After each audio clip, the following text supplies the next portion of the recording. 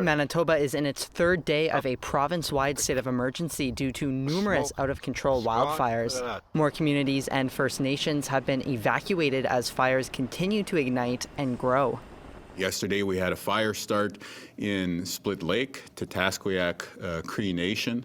The situation there was very concerning for residents and for leadership. And then we turned to Puckatawagan, where the situation was very, very dangerous and scary for people in that community overnight. Between the 2 and 3 o'clock hours of the morning, there were many calls for help. At a press conference this afternoon, Premier Wab Kinew said Manitobans will see thousands of evacuees reach safety today. On Wednesday, we said 17,000 people are being ordered out of their homes or being put on notice. Today's the day where the vast majority of those folks will actually have moved from their homes to safety.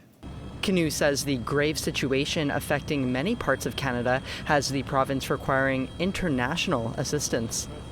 Colombian helicopters and 100 firefighters plus 25 managerial workers for logistical support will come from the United States. Some First Nations leaders have been vocal about what they consider to be a lack of support for their communities. Puckatawagan Matthias Colomb Cree Nation councillor Kelly Linklater says only about 150 of 3,000 community members have been evacuated since the state of emergency was called.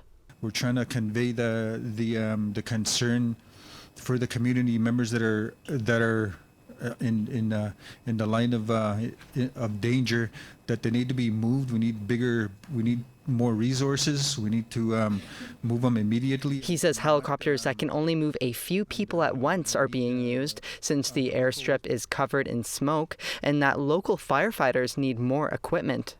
I just think of the elders and our children and just everybody that is just sitting there and waiting, and they shouldn't be waiting. Why are these people sitting there waiting to be rescued? When asked about First Nations leaders criticizing the provincial and federal response to the fires, Kinew said Manitobans need to keep calm and carry on and give space for officials to respond to the crisis. Questions about accountability I'm happy to take, and we will have plenty of time to be able to sort through these various issues.